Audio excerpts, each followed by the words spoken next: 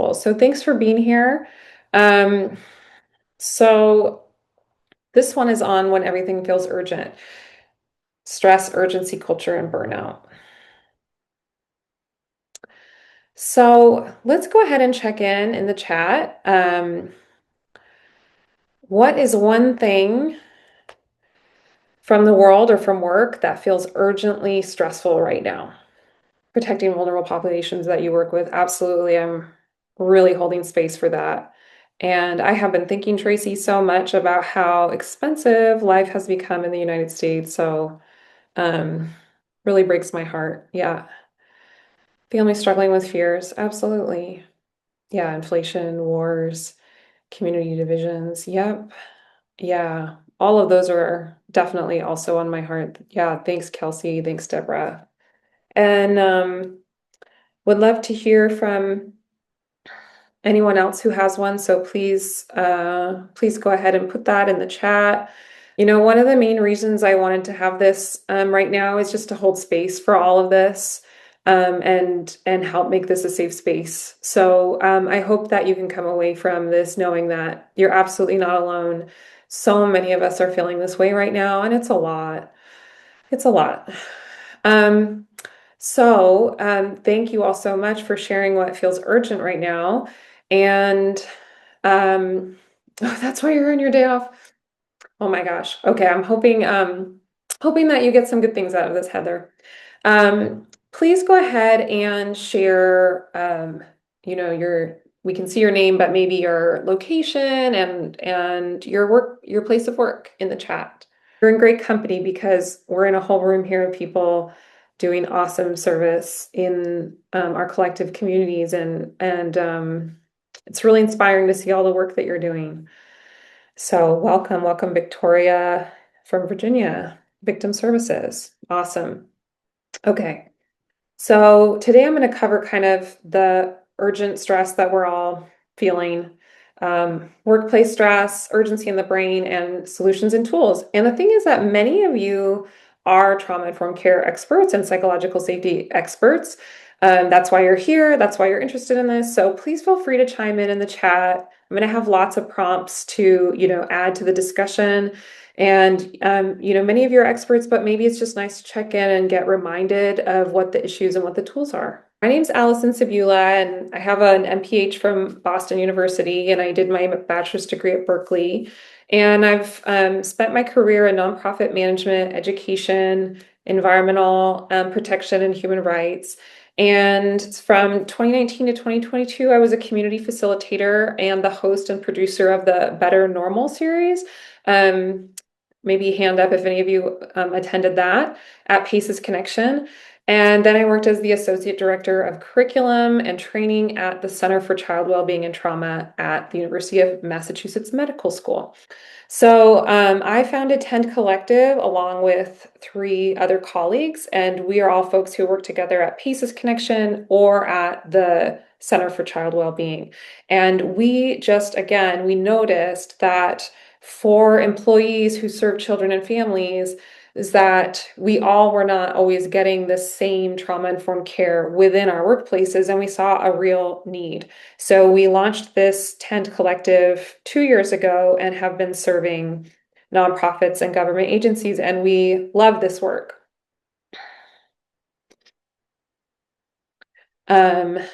So here are some of our co-founders, Bree, Marianne, Danielle, and you can check out our team page on our website to get the full background scope for all of us and the expertise that we are bringing. And many of us who were at Paces Connection founded Tend Collective 2 years ago to take trauma-informed principles and move them into the workplace. We noticed that family and child serving organizations and other companies that serve people were implementing trauma-informed practices to the people they serve, but maybe not always to the employees. So, and you can share in the chat if that sounds familiar to you at all. Um, that's where we started Tend Collective. And so we have been doing consulting work with nonprofits and government agencies and schools and nursing programs to help people feel more psychologically safe at work using trauma-informed care principles. Thanks so much, Heather. We completely understand what it's like out there, and it is rough. We are a consultancy, and so we can help teams with low morale, high urgency. If you have low psychological safety, high burnout, we can help. What we usually do is we come in and we do an assessment first, and then we put together a package that can include training, coaching. We actually help organizations put together actual structure and norms and agreements. We do training on people skills. We do one-on-one coaching for management issues and conflict resolution. We do collaboration sessions among people who are having conflicts working together. So we do all of that. You can send me an email if you want more information. And after this session, I'll be sending everyone a form you can fill out if you're curious about working with us. It's pretty affordable. And yeah, we would love to talk to you about what that could look like. So we're going to start with what the environment is that we're all living in that's making this all feel especially chaotic, right? Serving children and families and people in need is already very stressful, but right now we're kind of over the limit. And I just really want to hold space for that for all of you and help you feel less alone today. There was an article that came out that used the word polycrisis, so that's the word I'm using here. And so this is the article in The Guardian that came out in January. And the author said, "We are living in a time of polycrisis, and if you feel trapped, you are not alone."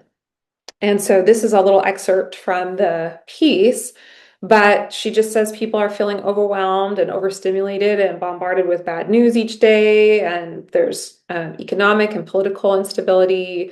Many of you mentioned in the chat the rising cost of living, job insecurity, right? Then there's the climate crisis. And what she's saying in her piece is like, it's not just anxiety, but when we have this sense of chronic stress and chronic doom, we actually lose our ability to make meaning and feel motivated to keep going every day. So, if you've been feeling like this, kind of paralyzed, foggy, not able to plan for the future, I just want you to know that that's totally normal. And we're all trying to get through this. It's a lot right now. Probably many of you love Gabor Mate as much as I do. And I was really lucky to get to meet him through my work at Paces Connection back in 2020 when he spoke at an event that I produced. And he actually caused me a little bit of stress because he arrived right at the time that we were going live instead of 10 minutes before, which is what I needed so that I could check his sound and lighting. So even though someone who knows so much about stress can still cause a little bit of stress. So that was my experience meeting Dr. Gabor Mate. Yeah. Yeah, thanks, Tracy. It was really stressful because I was producing the event. So one quote that I come back to again and again is that the research literature has identified three factors that universally lead to stress: uncertainty, the lack of information, and the loss of control.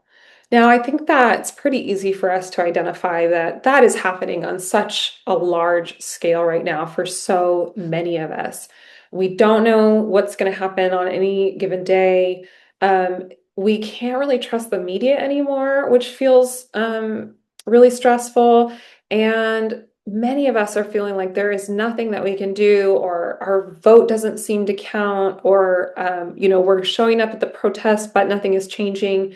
So these are very stressful conditions that the scientific literature has showed this is what creates stress. So given that that's kind of the water we're swimming in already, then we get to work, and now all of a sudden we have a lot of factors at work that are also not helping and creating this kind of urgency culture. So urgency culture is an organizational norm that treats everything as equally critical and time sensitive. And so I'm curious what your ideas are in terms of what behaviors at work come with urgency culture. And I'll start by sharing that I had a deeply, profoundly negative experience when I worked at the University of Massachusetts with a boss who did not have great personal regulation skills, possibly had some dark tetrad traits. And there was this constant sense of like running around like we were chickens with our heads cut off. And we were really missing a lot of structure. So the behaviors that came with that were like constant Teams calls that were random. Like anytime she had an idea in her head, she would just want one of us to pop on a call, even though it didn't flow with maybe some other projects that we were working on. There were no standard operating procedures. Um, there was a lot of anger actually in meetings.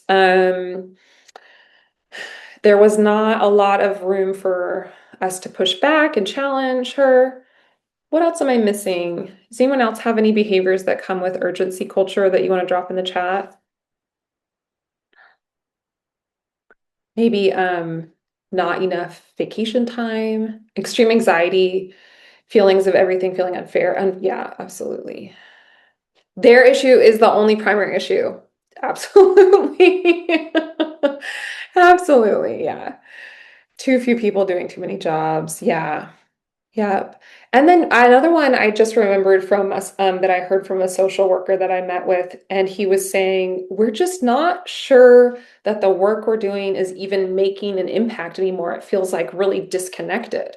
Like we're doing work, but is anyone evaluating whether it's working? So when you have urgency culture, sometimes the evaluation step gets missed and it feels like you're doing work that's not meaningful anymore. Some of the behaviors that we've already mentioned, but here's just kind of a list of some more. Rewarding busyness over effectiveness, last minute requests that are somehow treated as normal, poor planning but blaming others, a lack of clear priorities, um, oh, needing to always be on. So one thing um, that my toxic boss used to do was she used to call me randomly on Teams just to make sure I was sitting at my desk. Um, it was wildly stressful. Yeah, thank you, Tracy. Yeah, it was insane. Um, yeah, overwhelming standards. Thanks, Deborah. Unrealistic expectations, absolutely.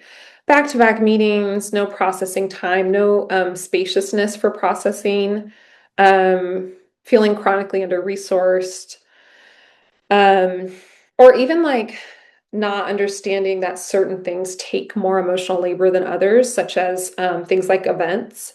And a lot of times people really need time after an event ends to process and decompress. Within teams, there can be this thing like whoever talks the most gets the most attention or is listened to the most. That's something that teams really have to watch out for. Yeah, the pressure to match other people's urgency, that is such a big one.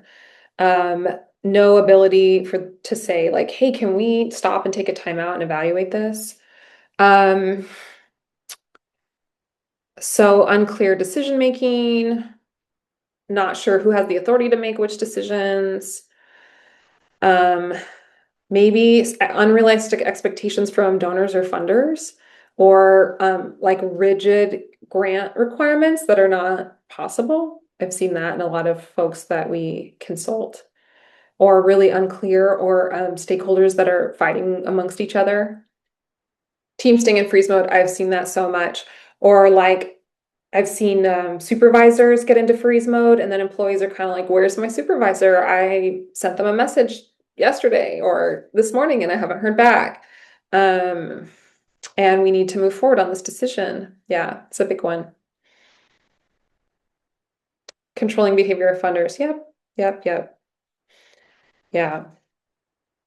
And so burnout happens. And again, keep, oh no, I literally have nightmares that my former principal comes back. I'm really holding space, Heather. Yeah, once we get away from a toxic person, the PTSD can follow us for years. I left this place of employment 2.5 years ago, and it really took about 2 years to finally feel like my nervous system could calm down with work-related things. It took a long time. Yeah. Um, So when there's no reprieve for these things, when there's moral injury, meaning that you don't feel like your organization has integrity, but you still have to show up because you still have bills to pay. There's like a lack of attunement, so no one seems to be noticing how you're doing or caring how you're doing. It could be that you're in the wrong role for your particular strengths. Um, you're never feeling caught up. The upper management seems to want to exploit people. Your pay is not covering your expenses.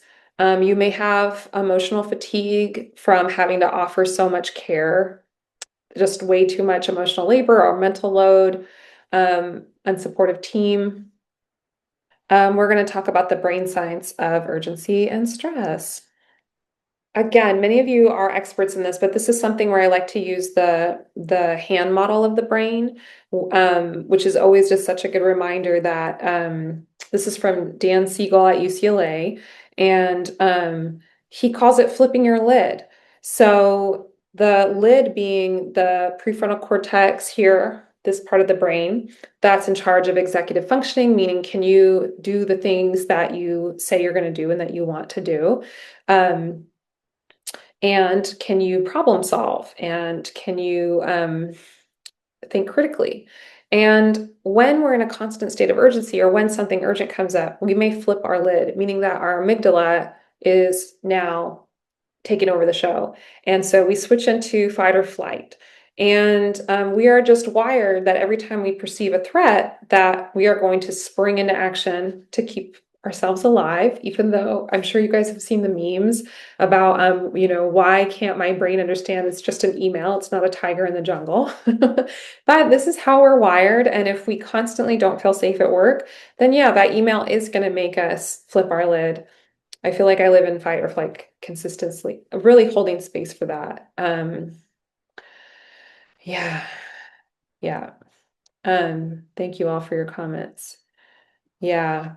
Um, And so the thing is that when we flip our lid and now we're in the amygdala zone here, we are not doing our best work. So it's really counterproductive for the mission of the organization to put people in a state of urgency because now our ability to remember things is lower.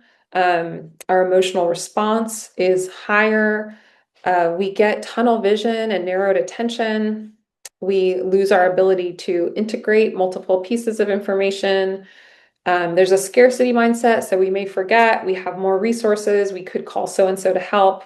All of that narrows into just tunnel vision thinking. So threat generalization means that we feel threatened about one thing, but now we're generalizing that so that we feel threat about everything. Time horizon collapse. So again, we may forget that we have some spaciousness or we may lose our ability to plan for the future. And again, right, we're kind of noticing that some of these are happening just with world events in general, right? And then let alone what's happening in the workplace. So in the article that I linked to, she was saying that people are having trouble visualizing and being excited about their future. So that's some time horizon collapse when we experience urgency. And then there's a social and relational narrowing. So we will actually trust people less, and our ability to communicate and collaborate with others will go down. So yeah, thanks, Tracy. Yeah, so please note that ADHD and other neurodivergent brains often prefer states of urgency, and this often will be what helps those with these types of brains reach a flow state. So, but there are helpful tools out there for those with neurodivergent brains to make sure that you're creating, and I'll talk about completing stress cycles. So if you are someone who prefers to create systems of urgency, it's just really important to close the loop. And I'll talk about that in a later slide, what that means. And so we are probably all, we have a whole group of experts here today. We know what happens over time, right? Weakened immune function, increased inflammation, higher risk of chronic illness, depression, burnout. decreased focus, cognitive decline. But in the workplace, the way that I see this really playing out is that the urgency increases and they're saying, here's this task, you have to do it right now. And because we get that tunnel vision, now all of a sudden we're not asking critical questions. We're not problem solving. We're not collaborating and bringing the right person in to solve the issue. We're not working for maximum efficiency. We're just trying to get the urgent thing done instead of going, wait, wait, wait, stop. Is this the right task right now? Is this the right way to do this project? Couldn't we do it better? Couldn't we do it more efficiently? Couldn't we ask for help? So when we have chronic urgency, we're really losing that ability to do good work, high quality work. So let me know if you have noticed that at all in your workplace.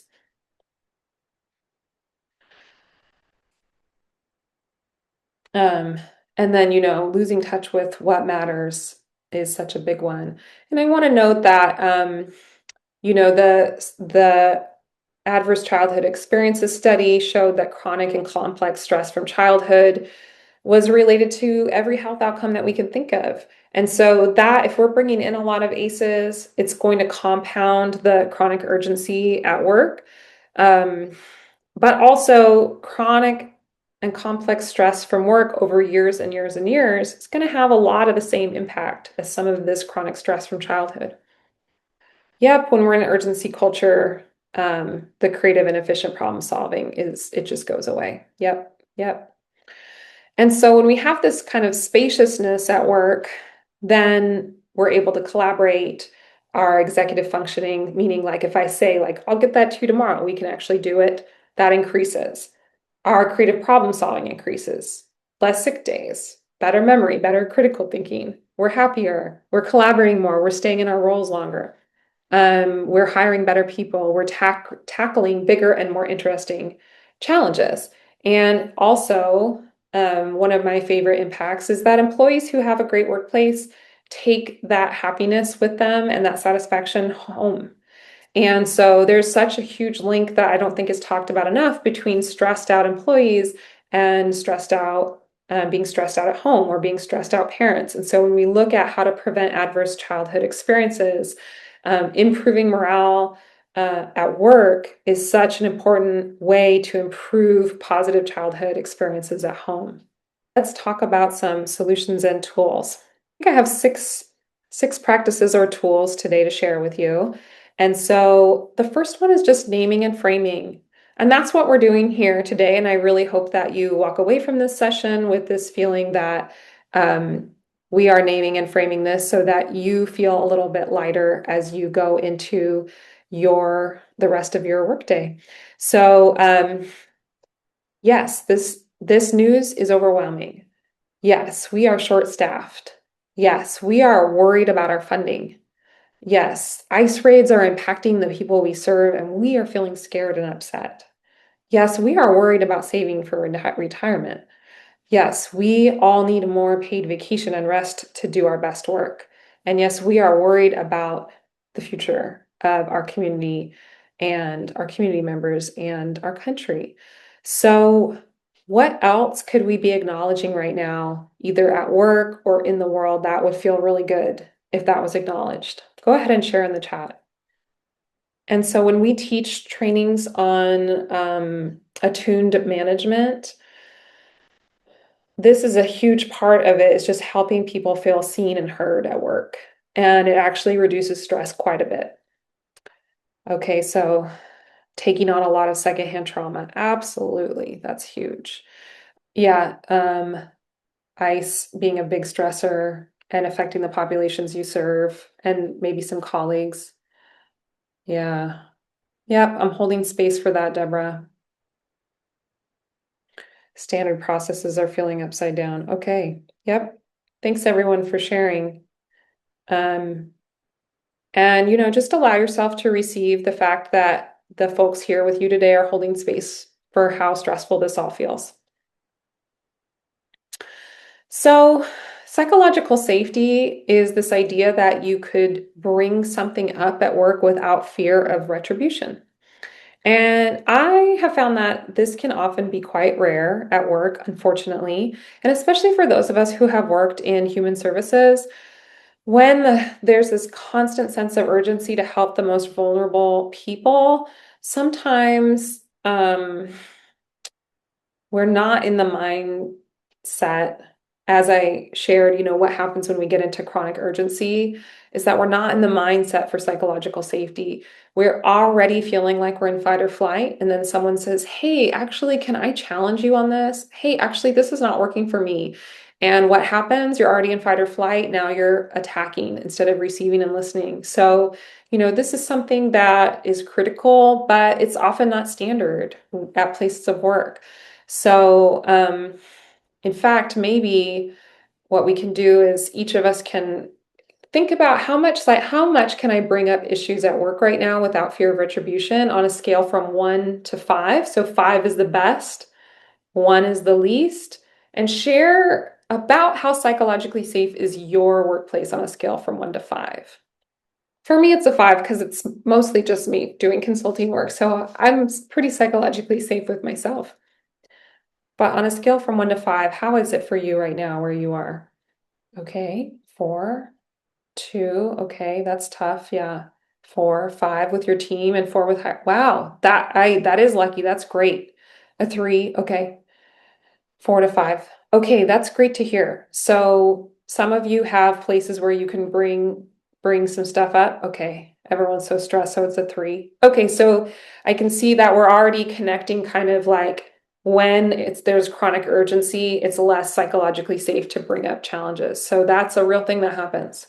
4. Okay, I'm really glad that so many of you have safe environments. And then for those of you who are leaning more towards the 2 side of things, we didn't get any 1s, but for those of you who are more at a 2, um, if you don't think that that can improve over time, it may be something where you want to think about how sustainable it is for you to stay on that team for your mental health. If you're not able to say, hey, could we bring in Tent Collective to help increase our psychological safety? If that's not an option, then over time it could get really stressful. And I'm just holding space for that right now. Trying to be the safe space, Heather, that's awesome. I love that. I'm sure your team is really appreciative.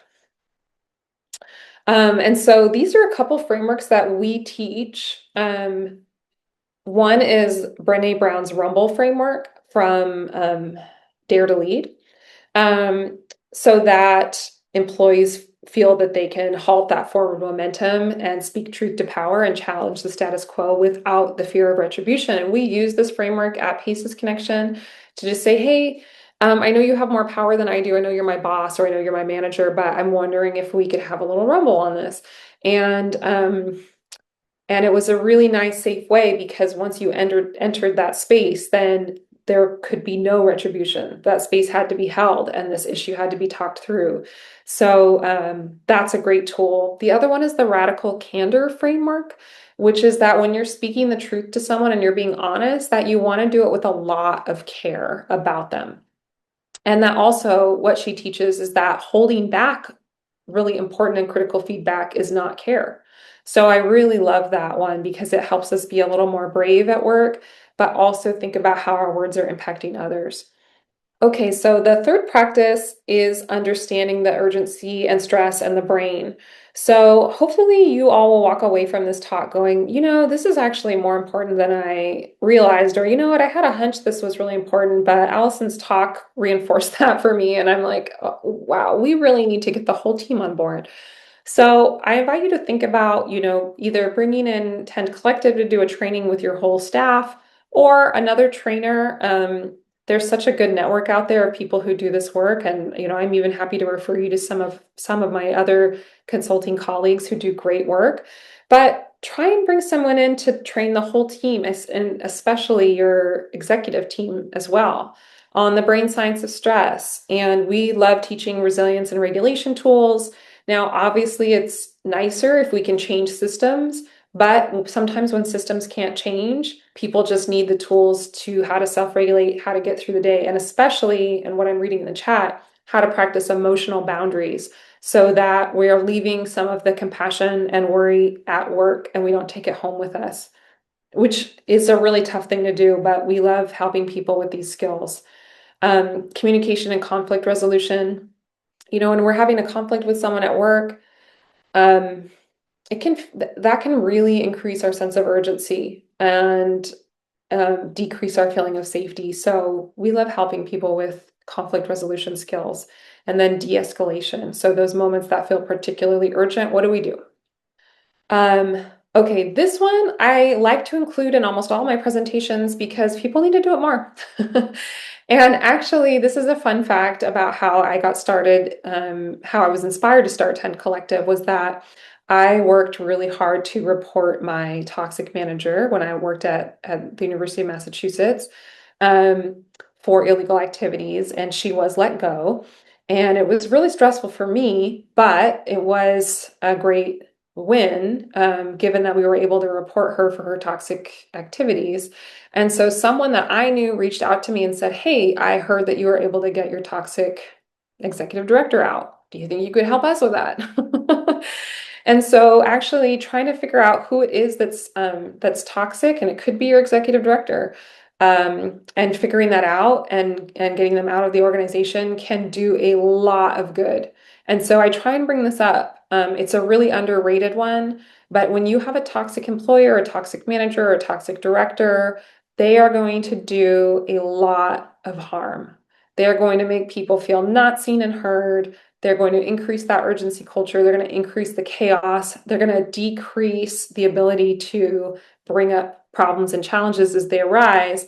And people are going to be feeling scrambled, directionless, and not supported in a time when we need support more than ever. So, this is absolutely something that we can help with. We would love to help.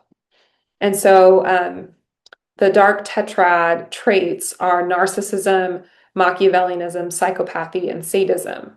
So, um, people who are not able to really actually care about others, not able to feel that empathy, people who manipulate, people who want power, um, people who are highly impulsive. And then there are people who take pleasure in inflicting pain. An example of this toxic boss, she actually had a sister-in-law of hers who was working in a police task force out in another state come speak to our team. And while she was introducing her sister-in-law and um, for her sister-in-law to present to us, she said something really mean to her family member in front of our whole team, humiliating her. And it was so out of line and so shocking and surprising. And it was interesting because her sister-in-law like rolled her eyes, and I was like, oh, she is really used to this from this person because she's related to her. But that was an instance of sadism. And I'm curious, how many of you, and you can share in the chat, have worked with a dark tetrad personality before? This was really my first experience with someone that I would say had a dark tetrad personality. It's really shocking. University settings, yeah. Anytime that there's a something where there's like a lot of power or prestige involved, then you'll see more of this. And actually, to be honest, I have seen a lot of it in the trauma-informed care space because people with a lot of trauma could be more likely to have some of these traits if they haven't if the trauma was really bad and they haven't been able to work on it. And then they tend to be attracted, kind of like they say, like traumatized people um, can become therapists because we want to figure ourselves out. And so, in the trauma-informed care space, sometimes people who have a lot of trauma that's very unconscious, like really buried, will gravitate towards these types of roles because the unconscious and our wounds always want to be seen and known, even if we're not aware of it. So that can tend to happen. I've seen that a lot. Okay, so this one I referred to early, closing stress loops. Um, Let me know in the chat if you've heard of this one before, if this is new to you. But I like to think of the work of Peter Levine, and he wrote really great books. Yeah, new to you. Okay. Um, about releasing stress in the body. And my favorite way to close a stress loop is, and Peter Levine talks about this in his books. He has a great book called wait, it's something with tiger, Chasing the Tiger. And I recommend his books. They're so healing. But he talks about, just shaking things off. And actually I read one of his books many years, like a decade ago, and he said, like, if you fall on the ground suddenly or you hit your head suddenly, a lot of times we try and get back up and pretend like nothing happened. But instead, what we really need to do, and in fact, if you see someone fall on the ground, instead of racing to pick them back up, what we really want to do is gently offer them, like, a little back rub or a little hug and say, hey, are you okay? And really sit and offer our presence to them. I actually had the opportunity to offer this to someone, and it's really transformational. But for our own selves, let's say that, and this happened to me, I bumped my head really hard. Now, normally I would have been like embarrassed, startled, and just run along with my day. But I remembered this work about closing the loop. And so instead, I just sat there and I offered myself a really comforting touch. And I took a few deep breaths until I'd really processed the startle and let the startle shock move through my body and really feel it. And then in the end, just like you'll see like a dog shake off a fight or flight response, then I just shook off the response in my body by shaking. You can see me shaking. And you can also shake your hands to let it out. This is the type of work I do with folks one-on-one. And then it's out. We've closed the loop so that we don't just have this trauma response accumulate. You're actually just making it a full cycle, releasing it and letting it go. And so that's really including letting ourselves, Peter Levine, yeah. Awaking the Tiger, I think is what it's called. Peter. And then his other book, I think it's called Trauma and Memory, I think has some really good practices in there. Highly, highly recommend. So, in the workplace setting, I do always encourage the folks that I coach to try these personal loop closing activities, such as shaking, going for a walk, journaling your feelings. That's also another nice way to close the loop. So there's personal ways, but on a team level, having rituals around closing projects is really important. So, and this is something that I notice in the nonprofits that I consult, is that a lot of nonprofits forget the evaluation phase because that urgency culture is so strong. And thanks so much, Tracy. Thank you. And Tenny, thank you.